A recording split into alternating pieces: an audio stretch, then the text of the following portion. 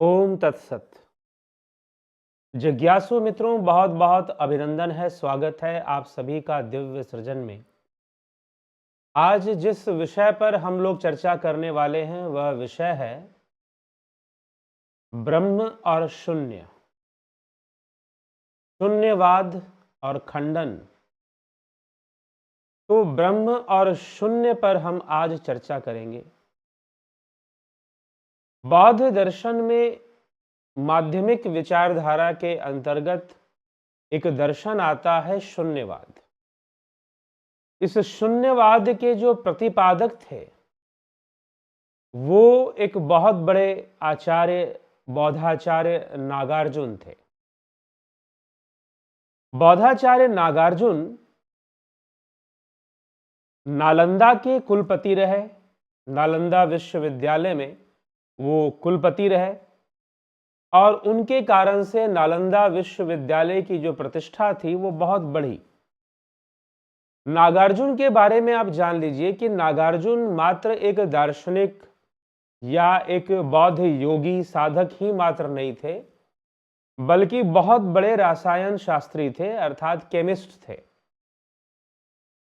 रसायन विज्ञान का उन्हें बहुत अच्छा ज्ञान था, जिसके कारण से उनको जो सम्मान मिला, पूरे देश भर में बहुत सम्मान मिला।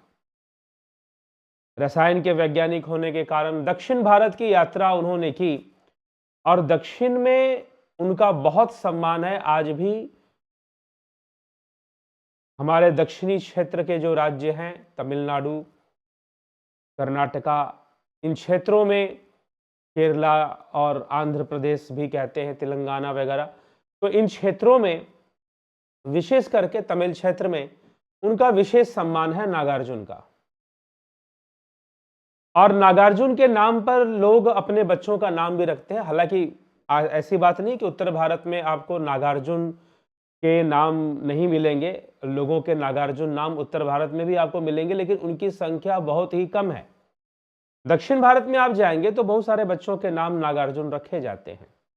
तो नागार्जुन की जो प्रसिद्धि है एक रसायन शास्त्री के रूप में है, एक केमिस्ट के रूप में है।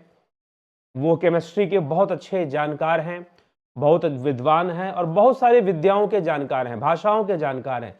विशेष करके संस्कृत भाषा और तमिल भाषा, इन दो भाषाओं पर उनका पूर्ण अधिकार माना जाता था कि ये दो भाषाओं के वो सबसे बड़े ज्ञाता थे, बहुत बड़े ज्ञाता थे।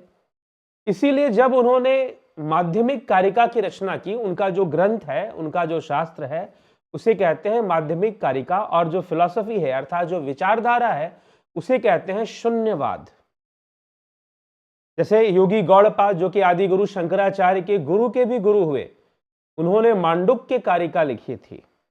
या फिर उस समय जो ग्रंथ लिखे जा रहे थे उस लगभग 300-400 साल के बीच के अंदर जितने भी बहुत बड़े बड़े विद्वान या लेखक हुए, उन्होंने जो ग्रंथ लिखे, वो जो ग्रंथ थे, वो सारे ग्रंथ जो लिखे गए वो ज्यादातर कारिका के नाम से आपको मिलेंगे। जैसे कि आचार्य कुमारिल भट्ट का भी ग्रंथ मीमांसा श्लोक वार्तिक के नाम से मिलता है। वो वार्तिक क्योंकि वो भाष्य है, वार्तिक का मतलब भाष्य, और कारिका मतलब कि किसी विषय को समझाने के लिए उसे और बढ़ाना, उसका विस्तार कर देना, तो उसमें कारिका की रचना आती है। तो बुद्ध की विचारधारा पर आधारित शून्यवाद का समर्थन करते हुए नागार्जुन दिखाई देते हैं। लेकिन जब नागार्जुन शून्यवाद का समर्थन करते हैं या शून्यवाद की चर्चा करते हैं, तो उनका यह शून्यवाद कहीं ना कहीं रसायन शास्त्र से भी प्रभावित है, केमिस्ट्री से भी प्रभावित है। तो केमिस्ट्री से भी कहीं ना कहीं वो प्रभावित है शून्यवाद उनका। तो वैसे तो शून्यवाद का खंडन कई विचारकों ने किया। मुख्य रूप से आचार्य कुमारिल भट्ट ने मीमांसा श्लोक वार्तिक की जो रचना की, वो पूरी तरह से शून्यवाद के खंडन में ही की है। शून्यवाद का ही खंडन मुख्य रूप से उसमें किया गया है, मीमांसा श्लोक वार्तिक में।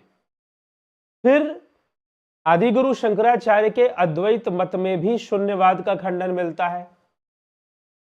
फिर बौद्ध मत में एक मत हुआ योगाचार मत, जिसकी विचारधारा थी विज्ञानवाद, एक है माध्यमिक, स्कूल ऑफ बुद्धिज्म इसको हम कहते हैं, उसमें माध्यमिक है, योगाचार है, स्वतांत्रिक है, वैभाषिक है। तो इस तरह से ये 4 स्कूल्स कहे जाते हैं। तो योगाचार मत में विज्ञानवाद आता है, माध्यमिक मत में शून्यवाद आता है, माध्यमिक जो संप्रदाय है उसमें शून्यवाद आता है।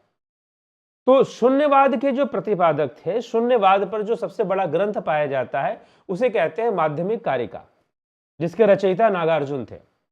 नागार्जुन को बहुत सारे लोगों ने द्वितीय बुद्ध के रूप में देखा, यहां तक कि नागार्जुन का नाम और नागार्जुन की मूर्तियां चीन, जापान, कोरिया, इन देशों में भी आपको मिल जाएंगी, चीन, जापान, कोरिया आदि देशों में भी। तो नागार्जुन का नाम बड़ा प्रसिद्ध है बौद्ध मत में, बौद्ध संप्रदाय में। तो नागार्जुन ने शून्यवाद को प्रतिपादित किया और शून्यवाद की विचारधारा उन्होंने रखी। अब क्या शून्यवाद गलत था? शून्यवाद का खंडन क्यों किया गया और खंडन कर पाना संभव क्यों हो पाया? दूसरी तरफ है आदिगुरु शंकराचार्य का ब्रह्मवाद, या कह ले हम ब्रह्म या अद्वैतवाद कहते हैं, उसमें कि ब्रह्म की सत्ता मानी जाती है। शून्यवाद में शून्य की सत्ता मानी जाती है और शून्य ही परम सत्य है, और आदिगुरु शंकराचार्य के अद्वैतवाद में ब्रह्म की सत्ता मानी जाती है और ब्रह्म ही परम सत्य है। तो अब प्रश्न है कि क्या ब्रह्म और शून्य एक ही है? जिनका गहन चिंतन या अध्ययन नहीं है इस विषय पर, वो कई बार ऐसा मान लेते हैं कि ब्रह्म और शून्य एक ही है। जी नहीं, ब्रह्म और शून्य में भेद है। कुछ भाव में वो एक जैसे प्रतीत होते हैं, लेकिन वो एक नहीं है। कैसे एक नहीं है? तो पहले हम शून्यवाद को समझेंगे कि नागार्जुन का शून्यवाद क्या है। नागार्जुन का शून्यवाद यह कहता है, मैंने पहले ही कहा कि उनकी जो विचारधारा कहीं ना कहीं उसमें केमिस्ट्री है, केमिस्ट्री के चीजें उसमें कहीं ना कहीं, क्योंकि वो उस दृष्टि से चीजों को देख रहे हैं। तो उन्होंने कहा कि भाई माध्यमिक मत इसे कहा गया क्योंकि वो मध्य मार्ग, क्योंकि बुद्ध ने मध्य मार्ग की बात की थी। तो उनका मध्य मार्ग कहता है कि अस्थि और नास्ति के बीच में एक होता है अस्थि, मतलब कि अस्तित्व है, और एक होता है नास्ति, मतलब अस्तित्व नहीं है। तुम इन दोनों की तरफ मत जाओ, तुम बीच का रास्ता निकालो। और बीच का रास्ता क्या है? कि है भी और नहीं भी है, दोनों ही बातें है भी और नहीं भी है। तो कुछ कुछ यह मत जो है जैन मत से भी अपना मेल बना लेता है, उसमें भी कुछ ऐसी बातें आती हैं। सप्तभंगनीय में ऐसी बातें आती हैं जैन दर्शन के अंदर। तो है भी और नहीं भी है, अर्थात किसी वस्तु का अस्तित्व है भी और नहीं भी है। तुम ये मत कहो कि किसी वस्तु का अस्तित्व बिल्कुल नहीं है या किसी वस्तु का अस्तित्व है।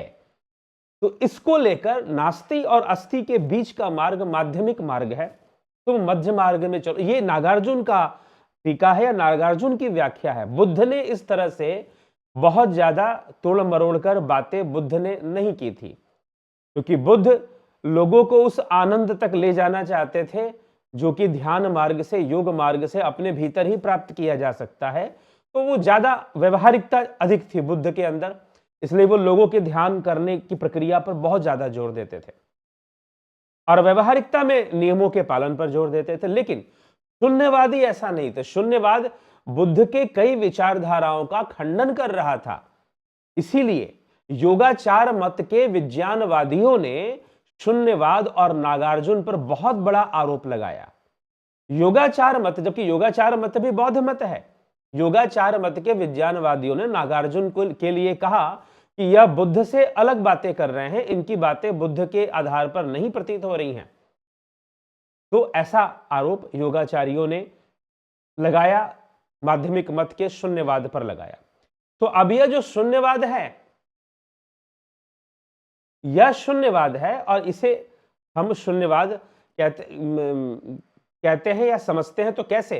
तो योगाचार्य का जो आरोप था वो किस आधार पर था उसको भी हम समझेंगे, और शून्यवाद का खंडन कैसे होता है। तो शून्यवाद क्या गलत था? गलत नहीं था, उसे गलत नहीं कह सकते हैं, लेकिन शायद उसकी व्याख्या का विस्तार जितना होना चाहिए था वो शायद नहीं हुआ। वो शायद केमिस्ट्री की थिंकिंग पर बेस्ड होने के कारण वहीं तक सीमित रह गया। तो शून्यवाद क्या कहता है कि कोई भी वस्तु का, अब कोई भी वस्तु, संसार में जितनी भी वस्तुएं हैं, कुछ भी है, वो अपने स्वभाव से शून्य है। वो अपने स्वभाव से शून्य है, क्योंकि प्रत्येक वस्तु का कारण निश्चित है। तो अगर किसी भी वस्तु का कारण निश्चित होगा, कारण निश्चित होगा किसी भी वस्तु का, तो वो जो जिस भी रूप में प्रकट है, वो उसका मूल रूप नहीं कहा जा सकता। या जो भी स्वभाव का प्रदर्शन वो कर रहा है, जिस भी भाव का, वो उसका मूल भाव नहीं कहा जा सकता, क्योंकि उसका कारण विद्यमान है। उसका मूल भाव वो स्वयं कैसे हो सकता है? वो तो कारण होगा ना फिर। तो इसलिए, और वो अगर कहते हैं कि जितनी भी वस्तुएं हैं वास्तव में वो असेंबल्ड हैं। नागार्जुन ने अपने शून्यवाद को प्रमाणित करने के लिए एक और तर्क दिया कि जितनी भी वस्तुएं हैं वो असेंबल्ड हैं, क्योंकि वो विज्ञान के छात्र थे, केमिस्ट्री के बहुत बड़े ज्ञाता थे, रसायनों को, बहुत अच्छे अच्छे रसायनों को और औषधियों का ज्ञान वो रखते थे। तो उन्होंने देखा कि भाई हमारा जो शरीर है वो कई तरह की ऊर्जाएं और कई तरह के अंग और कई तरह के सूक्ष्म और बड़े अंगों को मिलाकर ये शरीर बन रहा है। फिर इसमें मन, बुद्धि, चित्त, अहंकार, इंद्रियां अलग अलग ढंग से काम कर रही हैं, तो जाकर हमारा व्यक्तित्व तो सामने आ रहा है। लेकिन जो हमारा स्वभाव है, अगर हम इन सब चीजों को हटा दें, ये स्थूल शरीर ना रहे, सूक्ष्म शरीर ना रहे, मन बुद्धि ना रहे, नसें ना रहे, दिमाग ना रहे, आंख कान ना रहे, तो क्या हम रहेंगे? तो हम भी तो नहीं रहेंगे ना, हम भी शून्य हो जाएंगे फिर। तो कोई, अगर मान लीजिए कोई वस्तु है, उसको डिसमेंटल कर दिया जाए, कोई चेयर है, लकड़ी का चेयर है, तो लकड़ी का चेयर जो बैठने के स्थान बन रही है, कुर्सी जो बना है, वो वास्तव में कुर्सी डिपेंडेंट है कुछ चीजों के ऊपर। लकड़ी का पाया है, लकड़ी के बेस लगे हुए हैं, उसके बैठने का पटरा अलग है, वो सबको आप अलग अलग कर दो, तो क्या वो कुर्सी रहेगी? फिर वो कुर्सी नहीं रहेगी। और वो जो टुकड़े बने हैं, मान लीजिए लकड़ी का एक टुकड़ा है, मान लीजिए कि जैसे कि यह एक बोतल है, और यह जो बोतल है इसको हम अलग अलग कर दे, इसका ढक्कन अलग कर दिया, इसको भी हम पार्ट्स को, इसकी गर्दन अलग कर दे, इसका ये हिस्सा अलग कर दे, पेंदी हटाकर अलग कर दे, तो अब ये क्या बोतल रहेगा? अब ये बोतल नहीं रहेगा। अब इस बोतल को भी छोड़ दीजिए, मात्र इसके एक पार्ट को ले लीजिए, ये ढक्कन है। अब इसको अगर तोड़ा जाए तो फिर ये बहुत छोटे छोटे कणों और परमाणुओं से बना हुआ है, तो उनको भी अलग कर दिया जाए तो ये नहीं रहेगा। तो इसका भाव कहां गया? अभी तो इसका भाव है कि ये ढक्कन है, लेकिन जब इसको, जिन चीजों से ये बना है उनको अगर हटा दिया जाए तो फिर ढक्कन का भाव कहां जाएगा? ढक्कन का भाव रहेगा ही नहीं, फिर शून्य हो जाएगा ना भाव। तो ये है शून्यवाद। तो वास्तव में संसार में जितनी भी चीजें आप देख रहे हो, उनका जो अस्तित्व आपको दिखाई दे रहा है, वास्तव में वो होके भी नहीं है, और वो समय के साथ बदल जाएंगी। वो समय के साथ अपने स्वरूप का त्याग भी कर देंगी, अपनी भावना का भी त्याग कर देंगी, वो उस भाव में नहीं रहेंगी। तो अब इससे यह बात प्रमाणित होता है कि कोई भी वस्तु, उसका जो मूल स्वभाव है वो शून्य है। उसका मूल स्वभाव शून्य है, क्योंकि वो जिस स्वभाव में आपको दिखाई दे रहा है या प्रकट हो रहा है, वास्तव में वो तो बस केमिकल कंपोजिशंस हैं। अब आ गई ना केमिस्ट्री, जैसे कि केमिकल कंपोजिशन से बहुत सारे कंपाउंड्स बनते हैं, बहुत सारी चीजें बन जाती हैं। पूरा शरीर भी हम देखें तो एक केमिकल कंपोजिशन का परिणाम है। हमारा जो शरीर है ये भी तो रसायनों से बना हुआ है ना। तो उसी प्रकार से, वही मैंने कहा कि शुरुआत में ये एक केमिस्ट थे, रसायन शास्त्री थे, रसायन विद्या का, तंत्र विद्या का बहुत अच्छे जानकार थे, और भारत की कई भाषाओं का, मूल रूप से संस्कृत भाषा और तमिल भाषा के बहुत बड़े ज्ञाता थे। तो नागार्जुन ने शून्यवाद, लेकिन इनका जो रहना हुआ, इनका जो जीवन व्यतीत हुआ, वो मगध क्षेत्र में, नालंदा में हुआ। नालंदा विश्वविद्यालय में इनका जीवन व्यतीत हुआ, और अपने अंत समय तक वो नालंदा के कुलपति बने रहे, वाइस चांसलर बने रहे। तो महायानी संप्रदाय के अंदर, पहले महायान, हीनयान बने, फिर बाद में वज्रयान आया। तो महायानी संप्रदाय के अंदर ये मत माने जाते हैं, माध्यमिक मत माना जाता है। तो माध्यमिक मत जो है, इसमें शून्यवाद आता है। तो इस प्रकार से प्रत्येक वस्तु शून्य है, ठीक है, क्योंकि किसी भी वस्तु का अस्तित्व नहीं है, वास्तव में उसका अस्तित्व नहीं है, वो अपने मूल स्वभाव से शून्य है।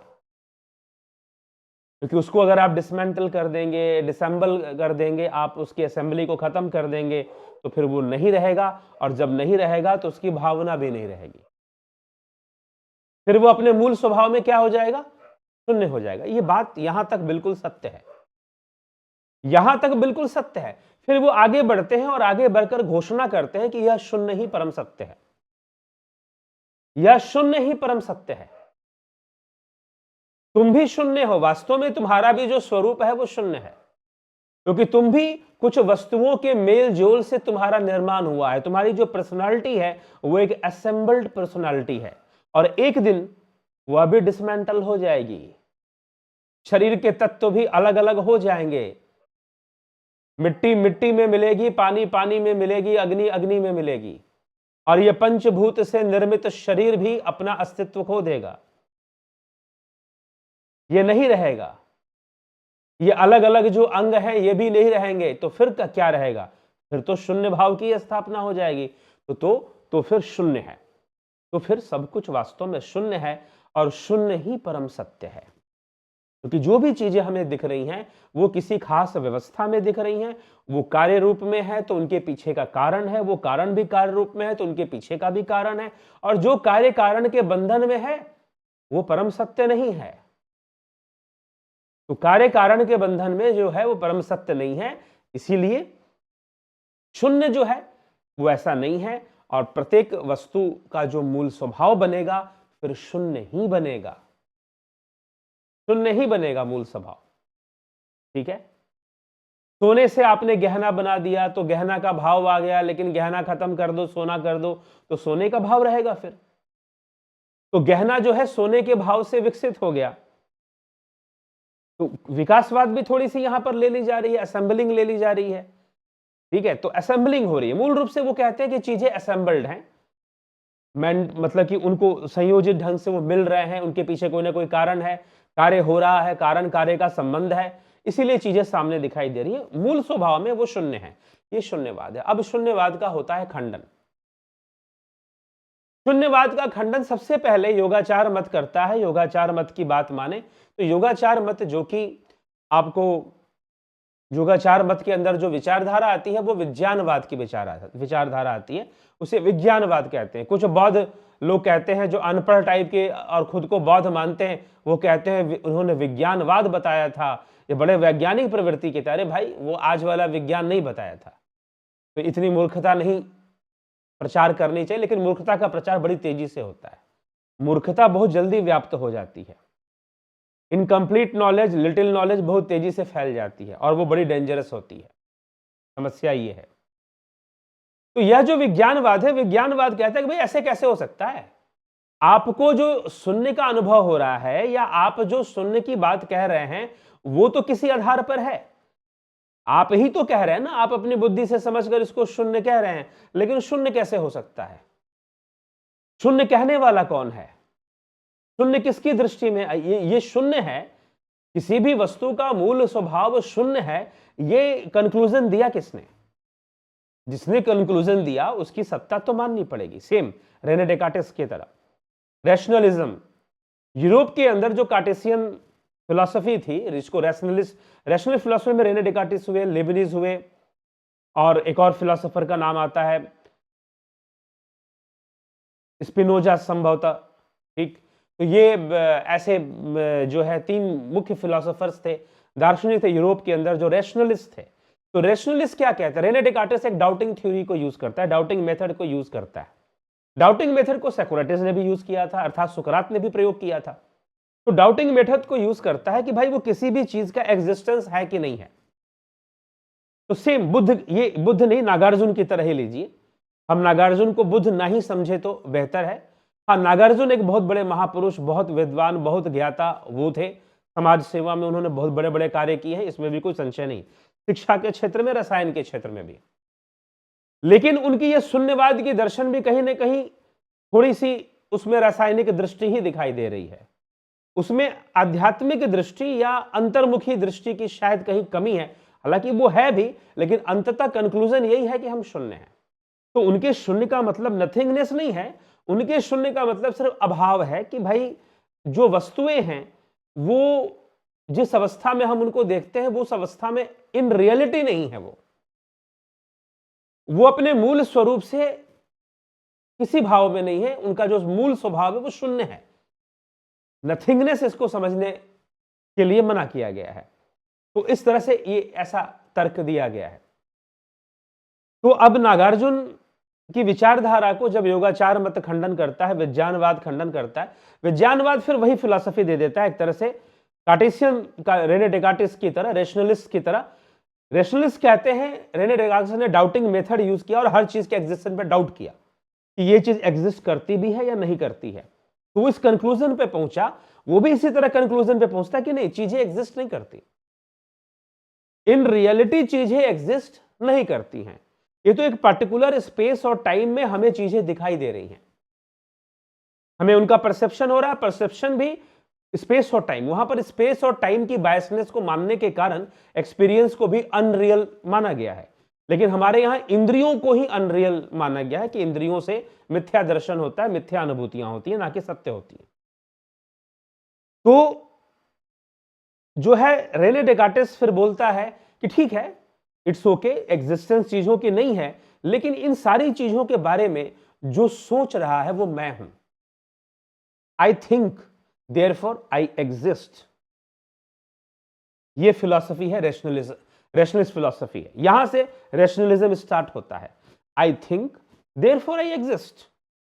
बाकी चीजें एग्जिस्ट नहीं करती हैं, वो उन्होंने स्वीकार कर लिया, उनमें उन्होंने शून्यता ढूंढ लिया, लेकिन मैं एग्जिस्ट करता हूं क्योंकि मैं ही तो सोच रहा हूं। इसी प्रकार से योगाचार मत का जो विज्ञानवाद था, उन्होंने भी कुछ इसी प्रकार का कंक्लूजन निकाला। बस ये है कि उनका कंक्लूजन थोड़ा ज्यादा रिफाइन है। अगर हम रेने डेकार्टिस से कंपेयर करेंगे तो कंक्लूजन विज्ञानवाद का ज्यादा रिफाइन है। तो विज्ञानवाद का कंक्लूजन क्या है कि भाई आप कह रहे हैं कि वस्तुओं का मूल स्वभाव शून्य है और आपने फिर शून्य को ही परम सत्ता घोषित कर दिया, परम सत्य बता दिया। तो अब ये बताइए कि आपको जो शून्य का अनुभव हुआ वो किस सत्ता के आधार पर हुआ?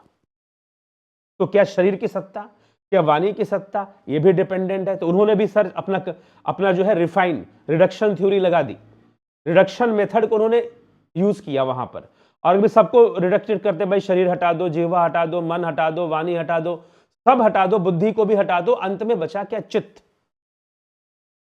चित्त बच गया। चित्त बच गया तो चित्त, आप अपने चित्त से ही ये चिंतन कर रहे हैं। अगर आपने ऐसा चिंतन किया है कि किसी भी वस्तु, अब कोई भी वस्तु अपने मूल स्वभाव में शून्य है, तो आपने अपने चित्त से किया है, इसलिए चित्त की सत्ता है, चित्त सत्य है। तो विज्ञानवाद का जो विज्ञान शब्द जिस चीज के लिए प्रयोग किया जा रहा है वह चित्त है। विज्ञान शब्द जिस चीज के लिए प्रयोग किया जा रहा है वह चित्त है। तो चित्त की सत्ता है, चित्त है, और चित्त ही, और चित्त में ये अब वो अपनी व्याख्या करते हैं कि संसार वास्तव में नहीं है। हमें संसार की अब थोड़ा सा योग और अद्वैत से ज्यादा क्लोजनेस बनाते हुए आपको विज्ञानवादी नजर आएंगे। तो जो विज्ञानवादी थे उन्होंने कहा कि भाई जितनी भी चीजें हैं वो एक्चुअल में हमारे चित्त में क्या हो रही हैं? रिफ्लेक्ट हो रही हैं। उनका अस्तित्व बाहर नहीं है, बल्कि हमारे भीतर ही वो रिफ्लेक्ट हो रही हैं। ये विज्ञानवाद यहां पे आ गया। इसीलिए जो वास्तविक सत्य है वो चित्त है, और चित्त में ही सारा संसार है। संसार बाहर है ही नहीं, वो वास्तव में चित्त है। लेकिन दोनों विचारधारा में कहीं ना कहीं संसार को अनरियल के रूप में माना गया। अब जो है इन दोनों का खंडन शुरू हुआ। इन दोनों को बढ़िया से खिंचाई करने वाला अगर कोई विद्वान था तो उनका नाम था आचार्य कुमारिल भट्टाचार्य।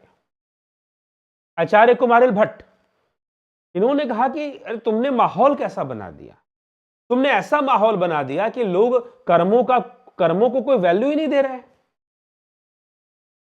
उसने कह दिया कि भाई सब मूल स्वभाव में शून्य है, तो तुम्हारे कर्म भी तो मूल स्वभाव में शून्य ही होंगे। फिर इन्होंने कह दिया कि भाई सब कुछ चित्त में हो रहा है, बाहर कुछ है ही नहीं। तो फिर अब जो है, अब तो यहां पर मामला फंस गया। इसलिए तुम्हारे बौद्ध जो भिक्षु हैं वो कर्महीन हो रहे हैं।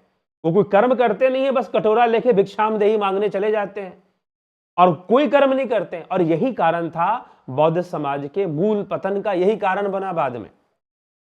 अगर आप इस विषय को बहुत अच्छे से समझना चाहते हैं कि क्यों बौद्धों का पतन शुरू हुआ, एक तो अकर्मण्यता उनके अंदर आ ही गई थी, तो आप मेरी पुस्तक है अग्निमय बुद्ध, जो कि अमेजन पर उपलब्ध है, फ्लिपकार्ट पे भी आपको मिल जाएगी, संभवतः मीशो आदि और इन सब पुस्तक.com पे भी आपको मिल जाएगी। आप इसे ऑनलाइन मंगवा कर पढ़ सकते हैं। अग्निमय बुद्ध आचार्य कुमारिल भट्ट के दिए हुए तर्क, भट्टाचार्य की अपनी जीवनी और बौद्ध संप्रदाय के साथ उनका, वो खुद भी एक बौद्ध भिक्षु थे, वो खुद भी एक बौद्ध भिक्षु थे, आचार्य कुमारिल भट्ट खुद भी एक बौद्ध भिक्षु बन गए थे।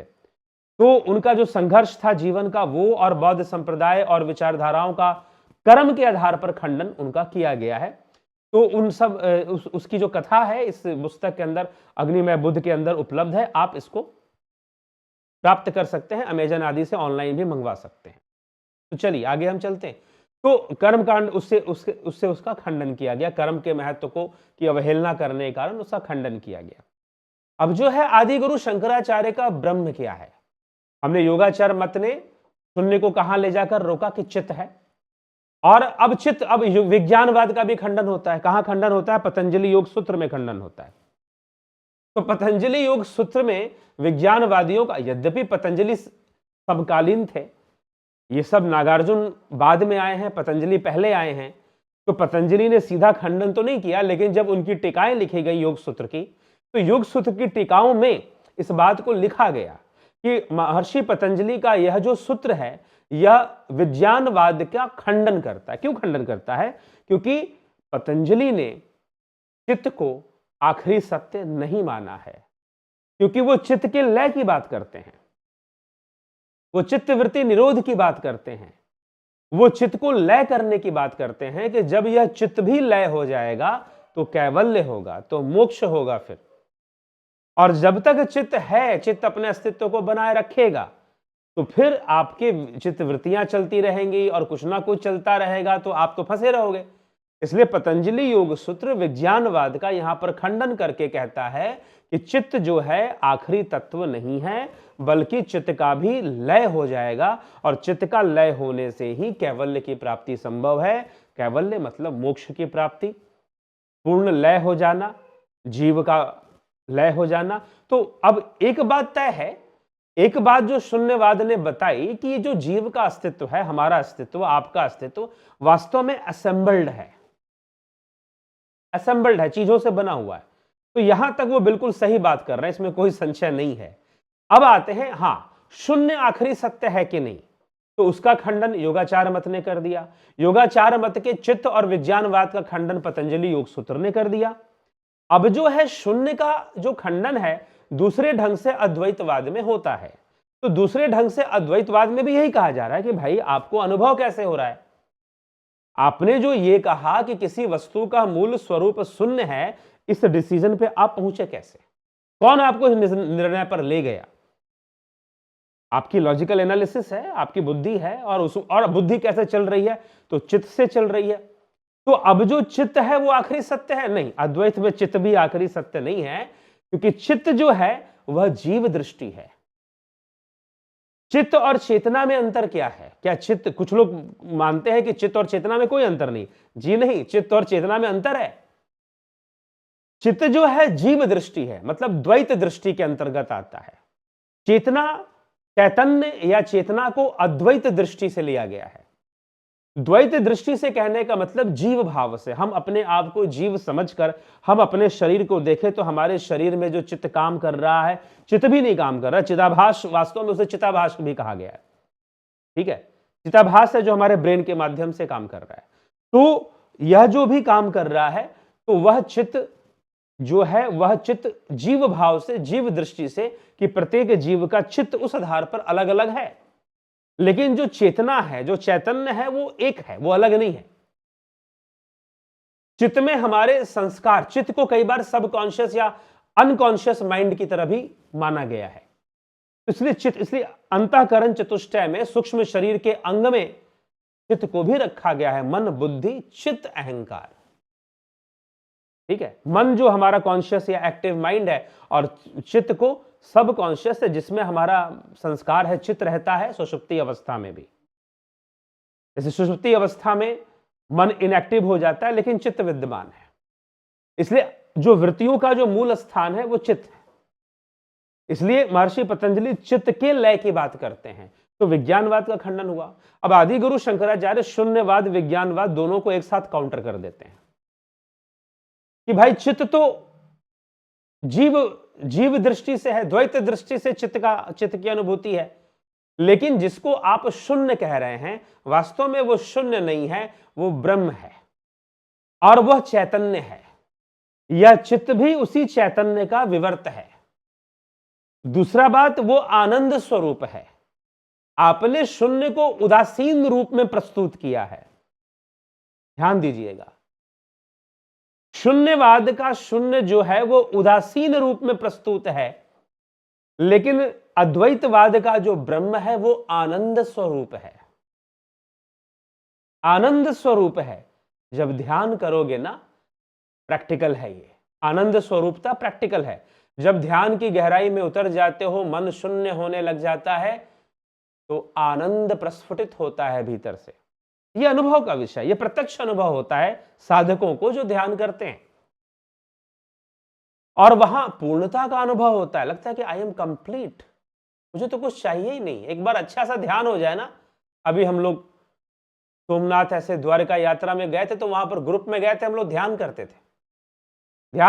कुछ लोग कहते कि बस लगता है कि अब स्थिर हो गया, अब तो मन बिल्कुल, मन की सारी गतिविधियां जैसे रुक गई, निरस्त हो गई और बड़ा सुकून मिल रहा है, पूर्णता का अनुभव हो रहा है, जैसे अब कुछ चाहिए नहीं जिंदगी में। अगर ये अवस्था हमेशा बनी रहे तो हमारी डिजायर्स तो रहेंगे ही नहीं। ऐसा स्वयं अनुभव करते हैं और उसमें दुख नहीं होता, क्योंकि उसमें एक अलग ही आनंद का झरना प्रस्फुटित हो जाता है। तो शून्य की व्याख्या में कमी रह गई, शून्य के विस्तार में शायद कहीं ना कहीं कमी रह गई। तो ब्रह्म है और ब्रह्म चैतन्य है। नागार्जुन ने कभी यह घोषणा नहीं की कि वह शून्य चैतन्य है, लेकिन आदि गुरु शंकराचार्य कहते हैं ब्रह्म क्या है? ब्रह्म चैतन्य है। इसलिए हम ब्रह्म निरूपण देख लें, विवेक चूड़ामणि, विवेक चूड़ामणि ब्रह्म निरूपण, ये देखिए।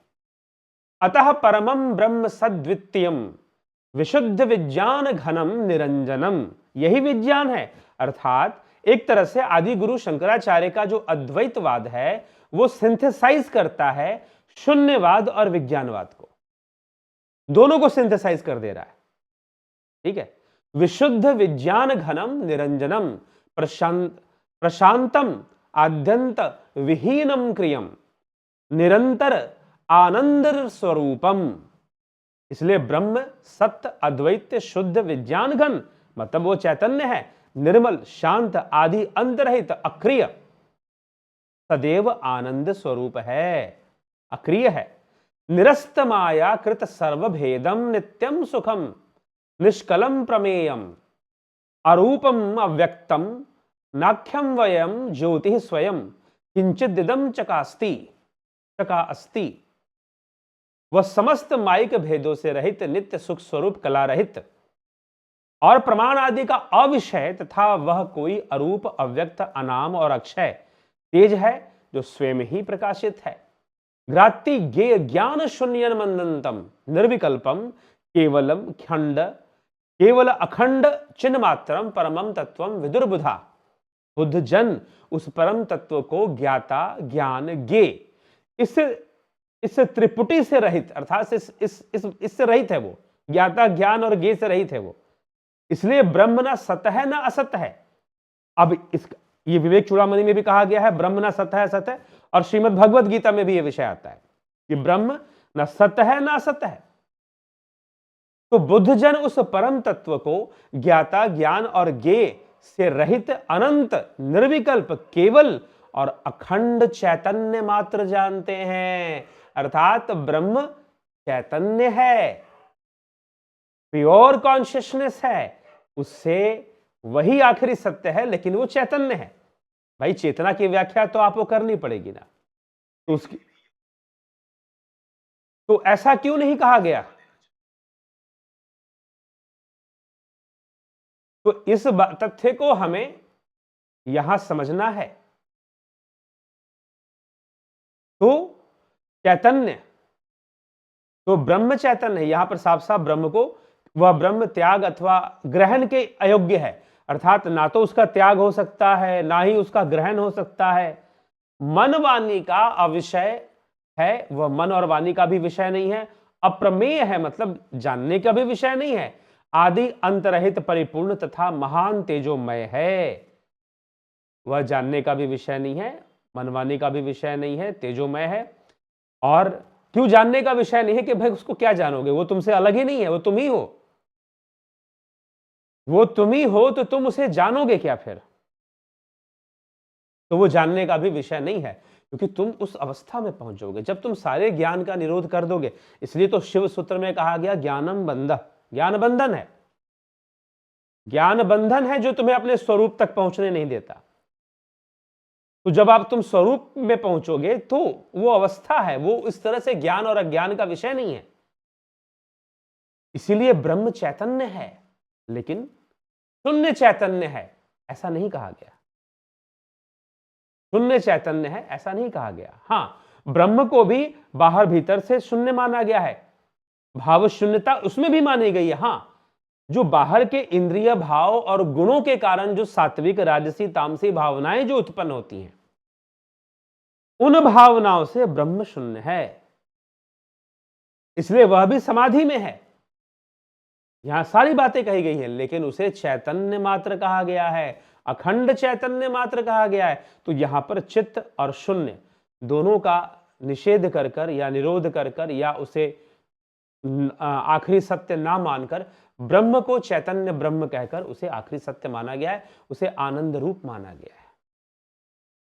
ठीक है, उसे पूर्ण माना गया है। शून्य में एक भावना आती है कि जैसे कुछ है ही नहीं, लेकिन वो पूर्ण है। उसमें जीव की स्थिति अगर बन जाए, अगर कोई साधक योगी अपनी स्थिति को ब्रह्म स्थित हो जाए, तो उसे फिर किसी चीज की कोई आवश्यकता ही नहीं पड़ेगी। फिर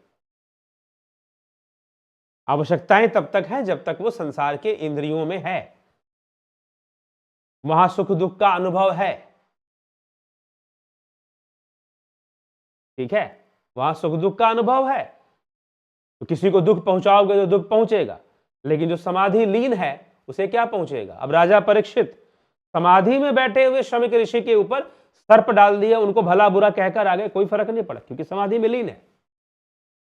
नहीं होते तो उसी समय उनको श्राप दे देते। अब जैसे उनके पुत्र को पता चला, श्रृंगी ऋषि को, उन्होंने श्राप दे दिया कि आज से 7वें दिन तुझे तक्षक सर्प डसेगा, क्योंकि वो उससे प्रभावित हुए, क्योंकि वो समाधि में नहीं थे। तो समाधि में बुद्धि जहां सम अवस्था में चली जाती है,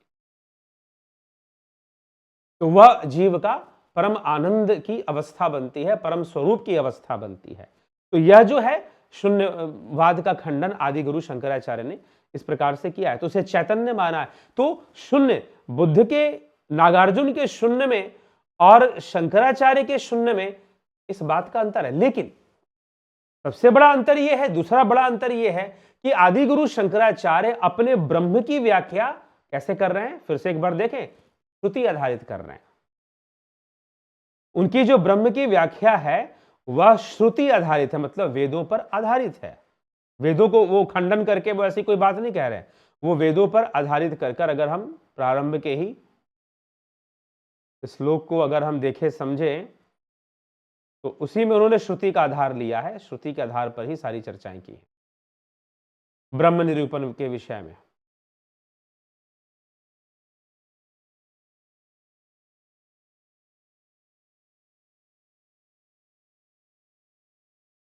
वेद का विषय है, श्रुति का विषय है।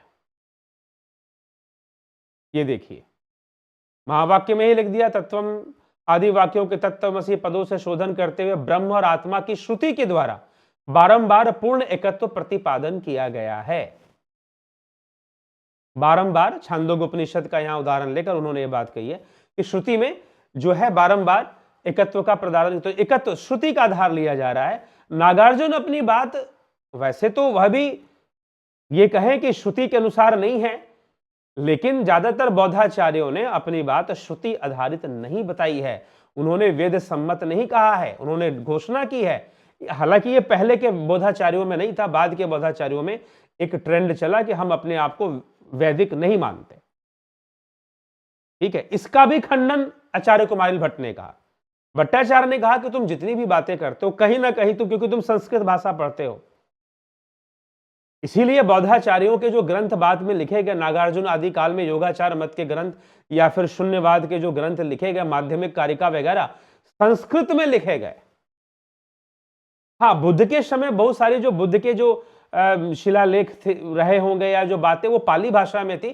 सम्राट अशोक ने प्राकृत भाषा ब्राह्मी लिपि का प्रयोग अधिक किया बुद्ध के उपदेशों को लिखने में। अजंता एलोरा में भी जाएंगे, वहां पर भी जो ब्राह्मी लिपि, प्राकृत भाषा, इनका प्रयोग अधिक हुआ।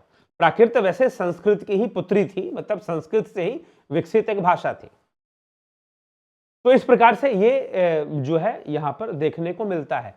तो इस तरह से ये प्रचार हुआ। तो आदि गुरु शंकराचार्य ब्रह्म को चैतन्य कहते हैं, ब्रह्म को पूर्ण कहते हैं, ब्रह्म को आनंद स्वरूप कहते हैं, और ब्रह्म निश्चय ही इंद्रिय और 3 गुणों के भावों से परे है। वहां पर भाव शून्यता है उसके अंदर, लेकिन उसमें आनंद का भाव आता है। जब योगी एक ऐसी अवस्था में पहुंचता है तो एक उस शून्यता का ही आनंद लूटना शुरू कर देता है, भाव शून्यता का ही। हाँ, भाव शून्य जरूर है, बाह्य अभ्यंतर शून्यम, साफ साफ कहा है आदि गुरु शंकराचार्य ने कि बाहर भीतर से शून्य है ब्रह्म, और ना तो उसको आप ग्रहण कर सकते हैं ना आप उसका त्याग कर सकते हैं, क्योंकि वो सर्वव्यापी है। तो उसका ना ग्रहण होगा ना उसका त्याग होगा, और साथ ही वो हमारा ही स्वरूप है, तो भी उसका ग्रहण और त्याग संभव नहीं है।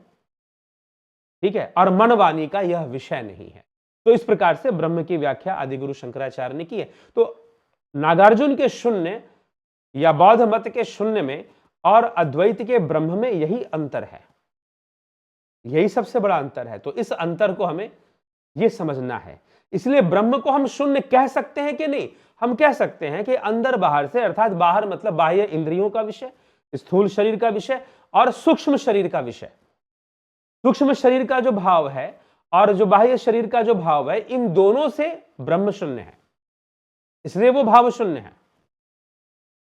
इस कारण से भाव शून्य। लेकिन आदि गुरु शंकराचार्य ये नहीं कहते हैं कि जैसे कि कुर्सी है, जैसे कि अभी मैंने बोतल पकड़ के बताया, इसको हमने, अभी ये बोतल है, कंप्लीट बोतल, इसको हमने अलग कर दिया, इसको अलग कर दिया, इसकी गर्दन भी काट दी, इसकी इधर नीचे इसका बेस भी काट दिया हमने, अब ये बोतल तो रहा नहीं, ये तो इन सब चीजों से मिलके बना था, अब तो ये रहा नहीं, तो फिर तो शून्य भाव में चला गया। ब्रह्म की व्याख्या ऐसे नहीं होती है। ब्रह्म तो सर्वव्यापी है, ये बोतल को कितना भी तोड़ दो, इसमें ब्रह्म है, जगत ही ब्रह्म है, ऐसा कहा गया है। अभी हम दूसरे वीडियो में कैसे जगत ही ब्रह्म है, ऐसा आदि गुरु शंकराचार्य ने इस चीज को कैसे प्रस्तुत किया है, हम विवेक चूड़ामणि से कभी समझेंगे चर्चा करते हुए। तो ब्रह्म की व्याख्या इस प्रकार से शून्य से अलग हो जाती है। शून्यवाद का अपना कॉन्सेप्ट भी गलत नहीं है, लेकिन वो परम सत्य या परम जो फाइनल कंक्लूजन है, कहीं ना कहीं वहां तक सही से नहीं पहुंच रहा है, इसलिए उस पर क्वेश्चन मार्क उठ रहे हैं। यहां तक कि बौद्धाचार्य जो थे, बौद्ध मत के दूसरे मत थे, चाहे वो स्वतांत्रिक वाले हों, वैभाषिक वाले हों, चाहे वो योगाचार मत के हों, विज्ञानवाद, उन सब ने शून्यवाद का खंडन किया, शून्यवाद का खंडन किया।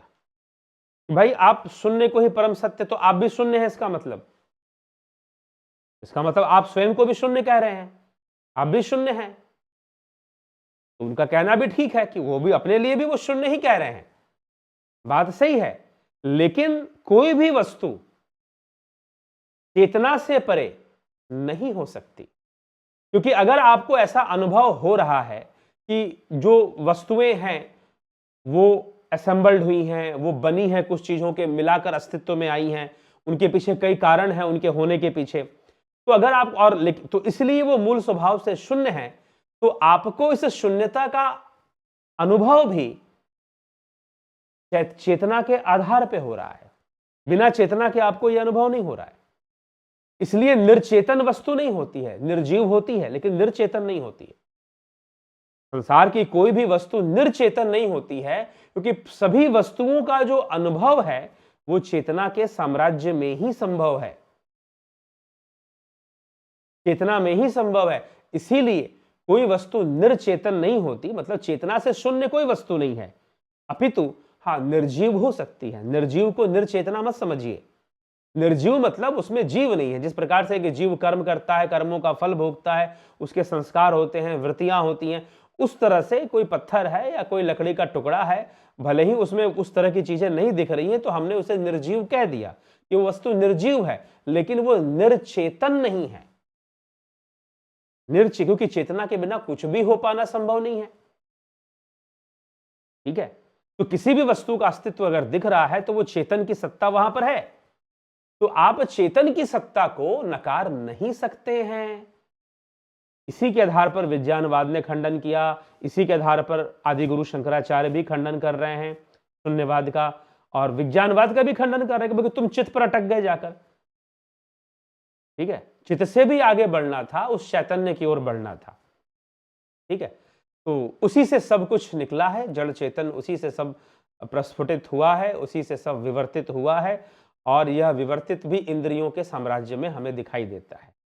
इंद्रिय साम्राज्य मतलब कि सेंसरी वर्ल्ड में हमें चीजें दिखाई दे रही हैं। ठीक है ना, अगर मान लीजिए कि हमारी सेंसेस ऐसे काम ना करें तो शायद हमें चीजें कुछ अलग ढंग से अनुभव होती। अब मान लीजिए सुई चुभाते हैं, पता चलता है, त्वचा ने बताया, त्वचा ने मैसेज भेजा ब्रेन को न्यूरो सिस्टम के माध्यम से।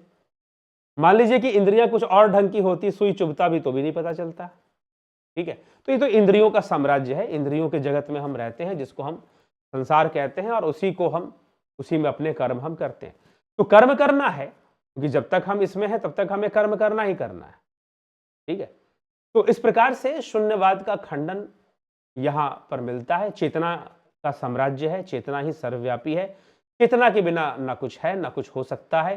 तो कोई भी अनुभूति या कोई भी कंक्लूजन हम निकाल रहे हैं, कोई भी अंडरस्टैंडिंग या कोई भी फिलॉसफी हम ड्रॉ कर रहे हैं, तो वह डिपेंड करेगा ही करेगा चेतना के ऊपर। तो वह चैतन्य, वह ब्रह्म अंतिम सत्य है, ना कि उसे हम इस प्रकार से, जिस तरह के शून्य का वर्णन नागार्जुन कर रहे हैं वैसा नहीं है। वह चैतन्य है, चैतन्य विद्यमान है, और चैतन्य पूर्ण है, आनंद स्वरूप है। ठीक है, तो शून्य में पूर्णता और आनंद स्वरूप का भाव नहीं दिया गया, बल्कि कहा गया कि भाई तुम शून्य हो। हाँ, बाहरी भावनाओं से बिल्कुल शून्य है, ब्रह्म भी शून्य है, इसमें कोई संशय नहीं है। तो उस एक स्टेप आगे बढ़कर बात करने वाली बात है। तो आदिगुरु शंकराचार्य ने शून्यवाद का खंडन करके एक स्टेप आगे बढ़कर और श्रुति सम्मत बात की है। बस इतना ही अंतर है। तो चलिए इसी के साथ हम अगर उस शून्य को, उस ब्रह्म शून्य को, उस चैतन्य शून्य को हम जानना चाहते हैं, शुद्ध चेतना का तरंग, शुद्ध चेतना का अनुभव हम करना चाहते हैं अपने भीतर, तो ये जो ध्यान योग का ऑनलाइन कोर्स हम लोग करवाते हैं, वो इसी उद्देश्य से करवाते हैं कि आप उस शून्य, उस अनबायस्ड प्योर कॉन्शियसनेस को अनुभव कर सकें, उसका आनंद उठा सकें, और अपने मन को शांत कर सकें, और संसार के सुख दुख से अपने आप को भिन्न रख सके, आगे बढ़ सके। तो यह सब हो सके, तो इसलिए हमें इस तथ्य को समझना है। तो चलिए इसी के साथ, और ध्यान योग का कोर्स है, और भी ऑनलाइन कोर्सेज चलती हैं, आपके लाभ के लिए चलती हैं। प्राकृतिक चिकित्सा है, स्वर योग के ऊपर कोर्स चलता है, बहुत ही चमत्कारी कोर्स है स्वर योग के ऊपर, तो आप इन सब का लाभ उठा सकते हैं। और प्रेतात्मावाद पर भी, अगर आप प्रेत बाधा ऐसी चीजों को मानते हो और ऐसी बाधा से पीड़ित हैं, इस कोर्स का भी लाभ उठा सकते हैं। चलिए इसी के साथ हम आज के कार्यक्रम को यहाँ विराम देते हैं। अगले वीडियो में जरूर मिलेंगे फिर से। ओम तत्सत। चैनल को सब्सक्राइब जरूर कर दें आप लोग, और शेयर भी जरूर कर दें।